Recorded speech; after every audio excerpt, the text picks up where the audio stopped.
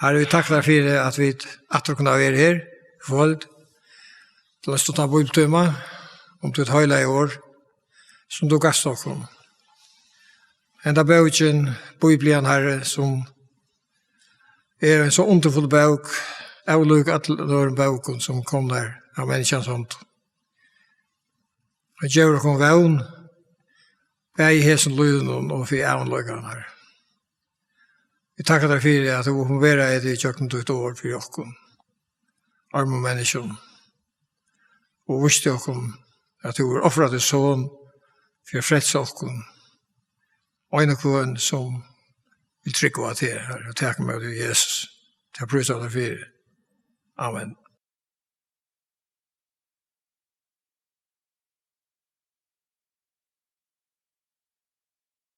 Ja, nu är så en vecka färdig så jag har hört den första bibeltimmen och vetor. Det har fortsättelse av att jag är så bibeltimmen och första vetor och vi kom till alla mösböckerna. Och nu är det så begynt vi Josva. Och av sista kvalitet så hade vi det om det var en synd längre inledning i sommar. Så jeg tog seg syndrom til hans færvær. Så jeg kom ikke så lengt til Josva. Vi løs så de første og 90 versene og Josva bøk 8. Og vi leis særlig av vekt og etter 8. versen. Henda lovbøk må ikke vujtje om undertøynen. Nei, du skal grunta i henne. Det og natt. Så du aktar vel etter å gjøre etter øtlund. Tog som ui henne sendte skriva, tog ta skal genkas der vel, og ötlun løyen tog noen, og ta skal to hava framkomt. Han legger Josva øyna vi at lesa vel i hesar bøkene, og genka etter henne. Og til det som han legger Israelsfolket, og leier Israelsfolket i hjärsta, så han leier så øyna vi at han måtte fylja årene og lovene. Annars får vi ikke genkas vel. Og til dette her som jeg hadde til øyelig aktuelt til det, høysene. Vi tar ikke mauseløv som så halta, vi tar ikke under løv, og vi skulle ikke tralke under denne mauseløv. Og som nå er det nekk samskift om imes som kommer fram i hessen døven, som ikke ble snakket om før. Og så kommer som vi tog at skulle vi så for støyna folk til deg og sånne. Nei. Vi tar ikke vi til å gjøre. Vi støyna nærkant til deg. Det var noe som var givet i øten under denne spesielle tog. Men synden er den samme, og god er lykka alvar samme. I forsynd. Og tog må jeg lette oss øyne vi her at halda oss til skriften der. Det akkurat i det, akkurat nå om det han en funtor for fram her nekker løyere kommer sammen. Og det er helt sikkert at løyere særlig at hos som løyere i samkommun. Tar standa i førgen når det veldig i avbjøring i det.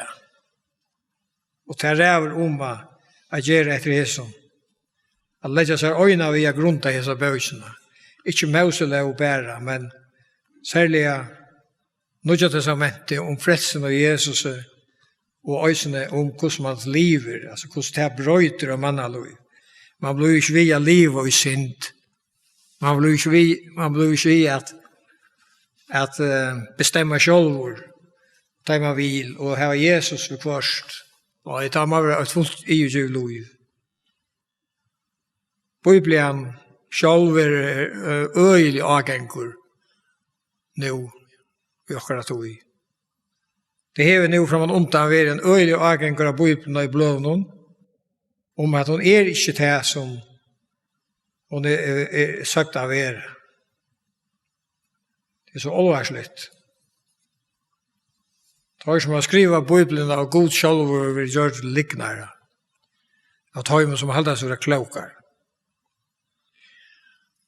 Och nu så kommer vi och att rätt hur så kommer nu ösne i så tog in vid liv och i hettar. Ja, människor vill släppa att bestämma själv och de vill bestämma själv hur det liva. Det ska inte säga att höjmen hur det liva. Och de kommer så till den nya stöv att de kasserar i dessa bösna. Fyra gänga efter sina egna vittlolär. Och de koppar alla samfällan och as och det som vi väntar ner och vänder upp. Det är det som sker i det. Och stora hopor ständigt bara hycker det och ger efter för trusten. Men det är helt säkert att ger man efter för trusten och för tog som gånger i motor hesare bautsjene så är det en galen end. Det är så jag vet som har lyses av bautsjene.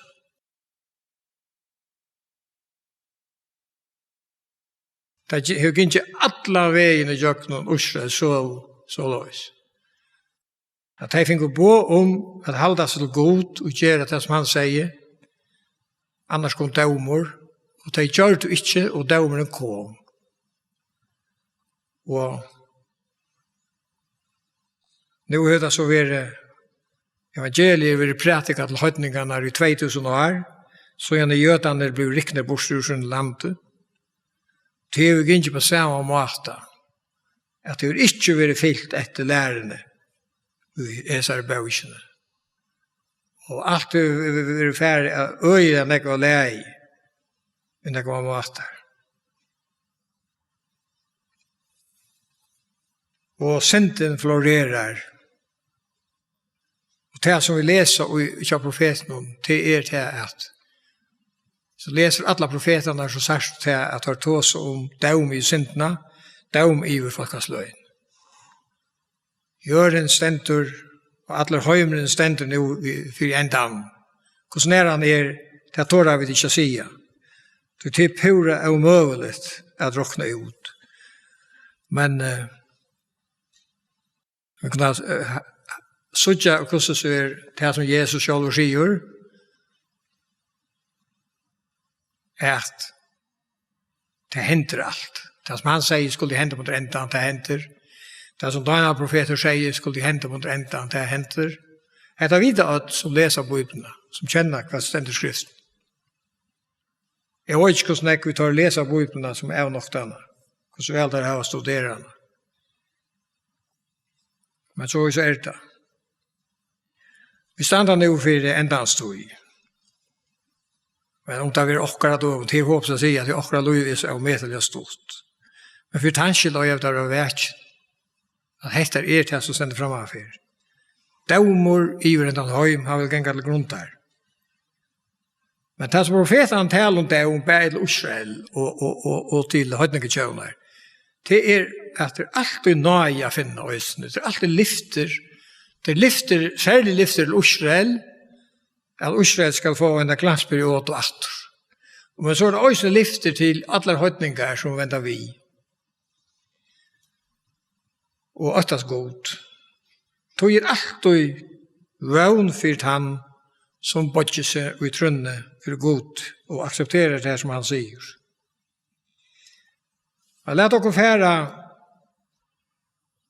i Josabøk 8. Og jeg skal så først lese de søgneste versene i Josabøk 8, som vi ikke leser ut, eller de fleste av dem. Josabøk kapittel 8 og vers 20. Josabøk gav noe omkjønner man og folkens hette på. Gengi alt tilhalde og sier for folk, gjør det kom fære kost tid. Så de trodde det skulle tid fære om Jordan her, så de kunne komme inn og takke landet, og i Herren god tykker at gjør tykker noe døya. Vi Rubenittar, Gadittar og Holva at Manasse, sier Josva. Mennes bøye Moses tjener i Herrens gav tykker, da han sier, Herren god tykker at leter tykker nå komme til kvile og gjør tykker hette land. Koner tykker, bøtt tykker og fæt tykker, skulle være verande i landen som Moses har givet i kon estan for Jordan, men sjálfur skulle det alle som våpna for færa, våpna i rom og 8 til brøren tykkara og hjelpa til dem. Inntil Herren lette brøver tykkara komme til kvile og ønske tykkun, og øysen til høyre var ikke land til jord. Som Herren god tykkara djev ut høymo. Ta kon tid for aftur tykkara egna land og bosetta der. Og i landen som Moses tjener i Herrens gav tykkun hine med Jordan, estan fyr. Ta sværa og ta Josva og Søtto. Alt og tur avlagt okkon skulle vi gjøre, og her i to senter okkon skulle vi fære. Det var så løys at mine folk ikke ferreist og gjør noen øyemarsna ved Moses i 8, så kom hese på konganer. Det var Sion, Amorita-kongur, og kongen og Basan. Tar kom med Israel. Israel atla ikke berges vittor. Men tar kom med Israel, og tar loboa, og Israel sikra i boar, og tauk og alt land fra her som kongen var. Rubenittar og Gadittar så at dette var øyla fruktbart og godt land av byggvui. Det var som Moses om at om de skulle bare teka byggvui her. Så finner de lov til, sammen med Holvar et Manasse, samtidig lov av at de skulle fære av 8 i rom, og ikke svitja at de resten av landet skulle tekas. Og det er det som henter her i 1. kapittel i Josva. Her som mennene fære av 8 til brødrens innom, jeg hjelper tøymon ved å teka resten av landet. Da vi så kommer til kapittel 2, så kommer vi til den kjente henting. Det er da Josva sender 2 nøsnare inn i rom Jordan, og han bidrar Kanalandet og særlig Jericho. Tar koma så til Jericho, hos på menner, og her færder inn til en skøtj, som er Rahab. Og jeg tror ikke at jeg får i skøtjøren inn her. Jeg tror at jeg har valgt seg en skøtjøren inntil, til kanskje 4, at jeg skulle være så minst satter, og kanskje ikke folk av seg for å snakke færre om her, for som en går inn. Men tar kom seg inn her, men det stender at kongeren fikk snevelen av at her var akkurat, her var 2 mennfaren inn til henne, og han rumle var øyla vetkjennes kongeren, så han visste at Israel la bort henne med Jordan. Og han sendte bo inn til Rahab og sier, kom ut ved mannen som du hever her. Så tar i nøsnar. Og det stender at hun gomte der, hun fjallte der, det stender at hun fjallte der oppi av tersen, under loinstelken, og hun er litt ristar her av tersen. Og så fikk hun bilt her som mannen og tja kongen inn, at det tar langt for en steg, det var her, jo, men det tar langt for en steg, hvis du nå færer med Jordan, så finner de der. Det er råkne vi til å få det rett. Og heser tar tro, tar blir lumpeier, og tar færer, så atlan veien, lukk alle veien i Jordan. Men funnet kjører unga menn. Så stendte det at Rahab færer opp på tås av mennene her oppe. Her som tar lov. Og jeg vil lese 2 verser, fra 12. verset, og i 8. kapittelet. Her sier Rahab, vi da var fratt hvordan Herren torska i vatten i Reihav og fyrtikken, ta i tid for ut av Egyptaland. Og vi da var fratt det og i tid Jordan. Vi boar av riktakongene hinnom i Jordan, sier noe, som til slå og banne. Ta i vid fratt og hetta var hjertet okkara fullt av engest. Ongen møy som høy med ut av færre mot tikkene, til Herren god tikkere, han god vei opp i himmelen og nere i jorden. Så er det her, det er veldig som hent her, disse her skøtjene. Og hun har hørt, de hørte om det her, og de visste øyne vel, hvordan de gikk i øyemørsene, at det var sikre som kongen. Dette var alt kommet til Jericho. Og hentet konen og kommet til nye støv. Hattar er den samme god. Tog kan det folk ikke gjøre hans tingene som de gjør her i øyemørsene. Og hun vittnar her, tog Herren god tykkere, han god, bæg opp i himmelen og nere i jorden. Jeg hadde at det her er en større lærdom til dere enn den her lille hendingen her i Rahab. Det som Josva har finnet bo om og Moses øyne. Det var det hese tjej folkesløyen som bo i Kanasland. De måtte ikke slippe livet. De skulle drepes først året. Andre som bor långre bostere, det var ikke så farligt. Men de folkene som var her, de bedriver og så skiløse og så grova synder, at Herren har gjort av at på samme måte at man gjør det Sodom og Gomorra.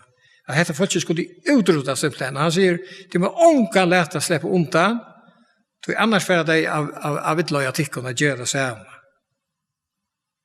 Ja, det ganske øyelig harsta å si, og at det er rævlig ekvisligt, det som Jack Fierce om hese døyene. Men vi kan også huske oss til, og hvis God ikke gruper nærkrande inn, hvordan menneskene ber seg ert, så blir det helt galt lenta. Og han sa til at hvis folk slipper livet og tar bare for kanskje og trångte seg sin inn i landet og så at vi vil gjerne være her i øysene til plass for oss, vi skal bygge som er vittig til oss så er det høyde alt hans folk vil få først til synd. Nå tror jeg måtte at det gjør det som enda måte. Det stender først med oss på 15 at hese folkesløyene, amorittene og tar som bo her, at det stender at i Abraham levde, at det hadde ikke fyllt syndamål ut. Men nu var syndamål fullt, og det det øyne for det gode for oss hver menneske. Øyne for det syndamål fullt, og er man ikke lige kallgods, så er det en galen end.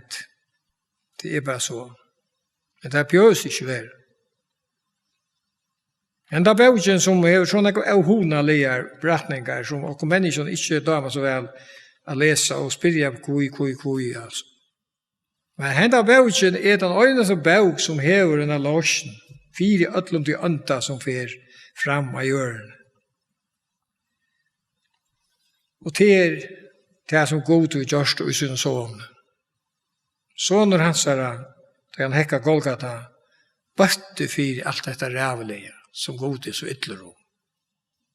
Og øyne kvar som teker imot to i trygg, han slipper undan, han bjergar av. Hvordan det kallar av navn Herren skal være frelst. Men mennesker blir vi at liva ui synd, og i dorskapet, og vilje ikke alvar av oss tinkum, og tryggvis ned. Så enda det galen, og en affær. Men det som jeg skulle si er det her, da skulle du drepe alle svartsene, men Rahab slapp av livet, og hun var øyne av dem. Hva så forklarer ikke på det? Jo, så at Maien ja god gjør alt det var, øysene under det strengeste lovene, som var Maien ja god. Og god kjente sine atlan, det som han er atlan av menneskene, lukket fra ævnen til ævner.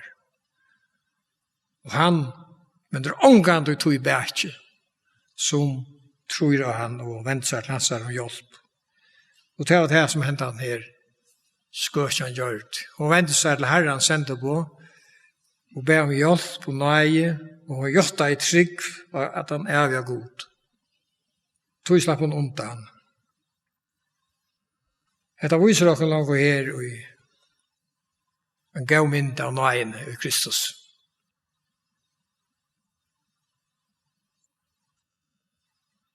Så gjerne tar vi komma til, ja, hun gjør det så det er avtale, og det er nok så velkjent.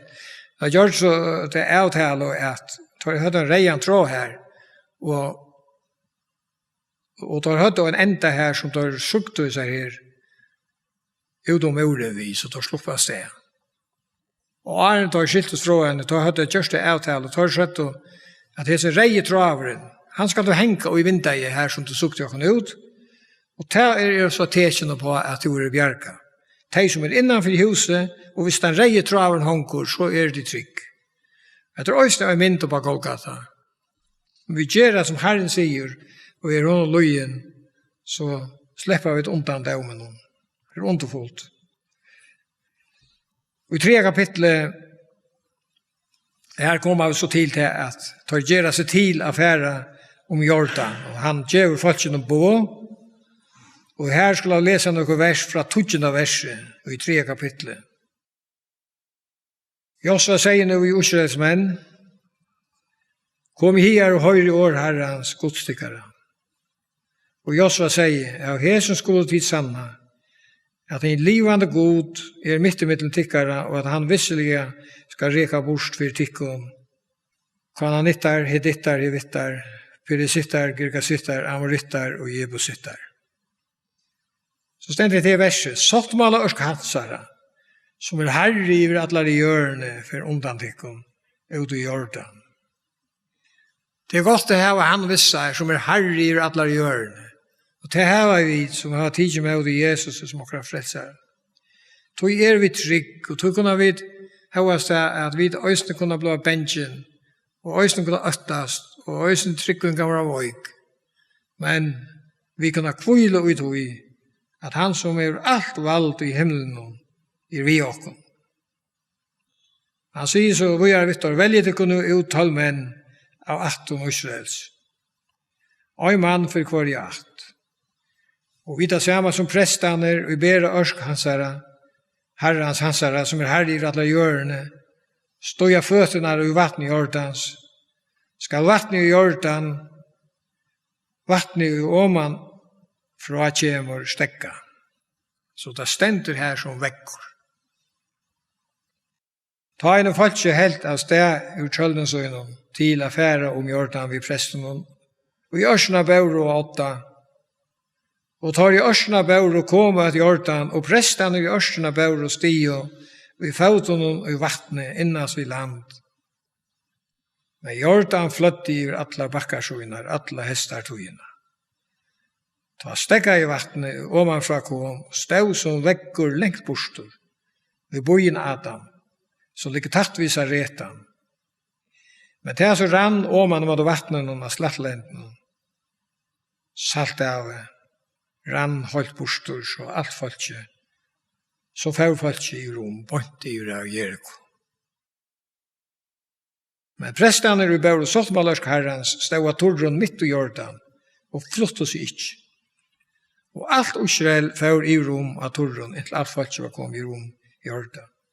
Enda tog inn i øyemørsene, og nå tog inn i Josva, da det fær inn i landet. Det tog full av underversken, og metallig underversken som godkjør. Så han herren i atler i hjørne. Til ikke honom umøvelig. Til lettere ikke honom å stekka vattnet i Jordan, inn til ikke okkom å fære ut igjen. Han så umetallig sterskor. Jeg husker om fantaserer syndrom, hvordan må det gjøre? Det gjør han ikke vi fantaserer syndrom kvart. Han kan ha gjort det på sånn nekva måte. Han kan alt. Og det det som vi slår for deg. Det stod jeg vi kan skal røyne å fantasere okkur som kan skal vidt kunne forstanda. Han kan gjøre det på fullkomlig som han vil. Men jeg tok meg til at mulig kommer en liten gjerskjolt, en lokal gjerskjolt, her oppe ved bojen Adam. Og okkur klåna sunter her. Og vattnet bara forsvann i hjørnet. Det kan da mulig være. Og en fossor at det sørste man sa, altså, hver vattnet bär, med Jordan ransetant. Men at her må jo bare ståttløkere, man spekulerer på så hvert. God til alt mulig. Han som sottmala ørsk hansara, som herre i alle hjørne for undantikken i Jordan. Det sottmala ørsken, og han har gått særligt. Og stod inn i det aller høyligste av i tabernaklen vanligt. Og lovtallene lov i ujene, så var det låg man og det kallades for nøye støvleren. Og det er du ikke å tale om, og det er heldigvis du å tale om det, men det er alt vi lovene og vi nøyene gjør. Og større nøye gods, som ivet som folk. Sottmala ørsen til hånden var båren ut. Og først at det kom ut, ble vater og bøynene bare, så tatt nøye vattnet opp. Og da stod så her, alle togene med alt folket, tjekk for bøyter, vi sottmala ørsen. Det var omøvelig av vattnet noen å komme og øyelegge deg. Det underfullt. Størst å lese, Det kloke, de flenne etter det ned, men de er altså hvordan så ånga forklaring at jeg og så lyds nok, hvis det er fyr. Det er sikkert, internt som Bibelen gjør om tilværende og alt. Så gjerne, da vi kommer til 4. kapittel, så leser jeg noen vers her. Det er 4. kapittel, og jeg leser bare fra øreverset. Velje til kontroll menn av folken og mann av hver i akt, og gjør ut høymen hetta på, og ta ikke til kontroll støyner i han midt i Jordan, her han som presten er og stekkeier, her og tøyr i vittikon, og ledget tøyr, her som til verand i natt. Josua sendte ut av bo etter tøy 12 måneder, og han har valgt med usredsmenn, øyne mann av hver i akt, og Josua sier vi tøyr, ferdig for i ørskarens godstikkere, mitt ut i Jordan, og tar ikke hver sin støyen av økslene, sværande til tal 8 usredsmanner. Hese støyene skulle være tekjene med til tikkere. Da i bøttikkere kom han til å spyrja hva det er hese støyene at du skulle tidsvære tøymon. Vattnet i Jordan stekka i fyrir sottmala av karrans, da hun fær ut i Jordan.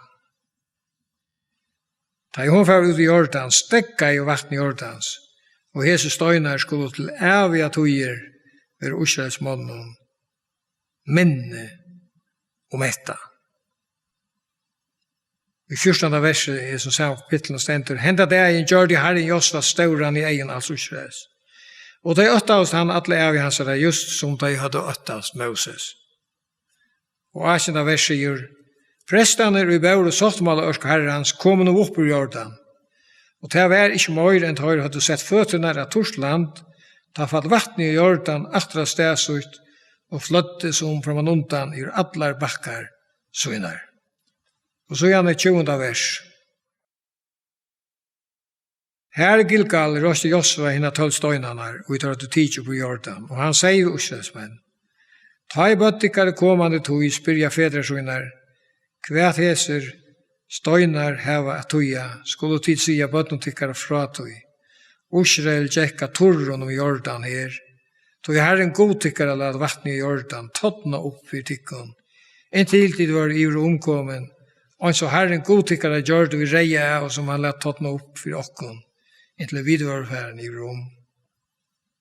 For at alt folk av hjørne skulle sanna at håndherrens er stersk, og fire at hit alle deir skulle øttas herren godtikkare.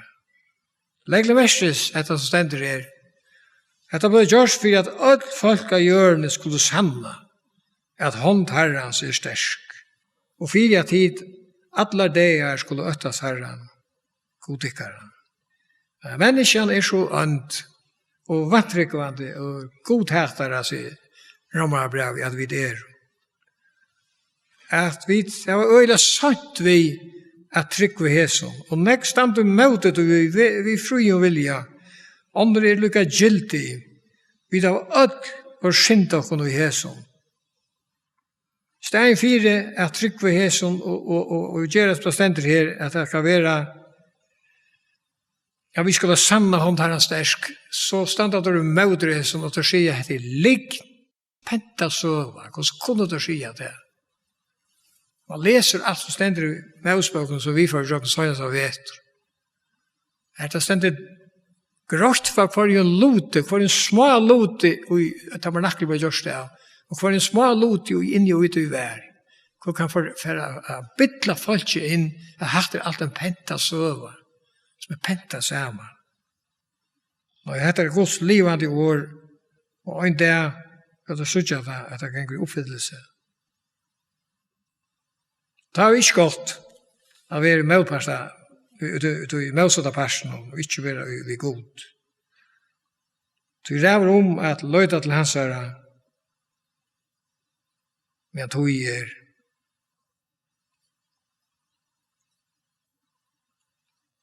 Da vi så kommer til 5. kapittel, så synes vi at det stender i øren verset i 5. kapittelet. Om hesa togene sier Herren Josva, gjør det støynknøyver og omkjør Israelsmenn av nødjo. Israelsmenn var ikke omskårende av øyemørsene, og nå skulle det gjørast. Så det var bara Josva och Kaleb som var omskårne. Og dette ble så gjørst. Omkjøringen var så løs, man ser det til dem som også fra Møsbøkene, man leser det her. 3 dagen at han hadde omskåret et mannfolk, en vaksen mann eller en smådrag, så fikk han feber. Sarfeber. Og da var det for ånk. Og jeg tok meg selv, dette måtte være en rønt. Nå ble det rønter ordentlig, bare Josva og Osresmenn. Så jeg tok kommer i Jordan, og menneskenslige seg kunne man råkna vi at henne kongene, man visste ikke når torlo på. Jericho la her tatt vi, og nå ligger alt folk i sjukt. 3 dager, og vi var ikke akkurat hvordan lunsj det var. Det er sikkert vært og rønt. Det høyeste god vær så mektig som han var, og visste sin allmakt. Så så rævlig kjøtt til åkken, at det er så færre av det ivast. Det er så ikke vi så i noen øyemørsene, hvordan usjesmenn, hvordan vantryggvann der var. Men disse røntene kom der, og så det av i loven og tjokken tryggvann. Det rønter av løgene. Her rønter kommer vi kost. Men Herren vi okken, han svitjer, og han svukte der ikke. Det stender så vi i hans kapitlen om at i det 5. kapitlet, ja, det stender i 12. vers. Men Israelsmenn hadde tilholdt Gilgal, hildet de postjer, kvalitet den 14. måneden, av Jericho. Det er nette postjer av de av Grøylandsens, avsurga brei, og bækakoten av de enda deg. Det er netter helt manna og pært, så nå av de av Grøylandsens. Osjesmenn finner ikke manna etter dette nøyt av Are av de av Grøye Kanans lands. Dette var manna enn å være vårt størst omtrøysen. Og et helt utroligt omtid. Og manna hei rekna ned i det i 40 år. Fra god. Og nå det kommet inn i landet, og begynte å ete grøyene, nå helt manna og pæt. Så enda vi å lese at det stender i Salme 124. Vers 19 og 20. Han hev kundgjørs Jakob i årsut, Israel båsøyne og laursøyner. Det han ikke gjørst vi nekre æra tjau, laur hans er kjenner der ikke. Halleluja. Israel var nekka særlig tja gode. Da ble utvalgt til etter her, at kundgjøra til han som skapar av himmel i år. Og tøyre det som hava givet okkom frelsaren, Jesus Kristus. Han kommet av Israel, men vi Guds allmekt og hånd. God brukte Jesu tjevna. Og bare henda måte han har vidlærst øysene. Henda større gode kjenna, så mange som vilja takke med utrån. Vi takkar deg fyrir, Herre, at du var den frelsare fyrir öll deg som kalla til et her, men enda ikke kalla til Herre, til ikke neiut, til bare neiut å si takk fyrir. Og virkelig at takk imot det i hjertan, så jeg takk for det trygg. Det det eneste som vi må gjøre. Vi ber deg om at du skal sikne året til hver anstakken som hørst, og kvöld, ut i landet, det sitter vi sjøvarsbjør, og åkken som her. Vi takkar deg for alt, vi Herrens Jesus dyra bra navnet. Amen.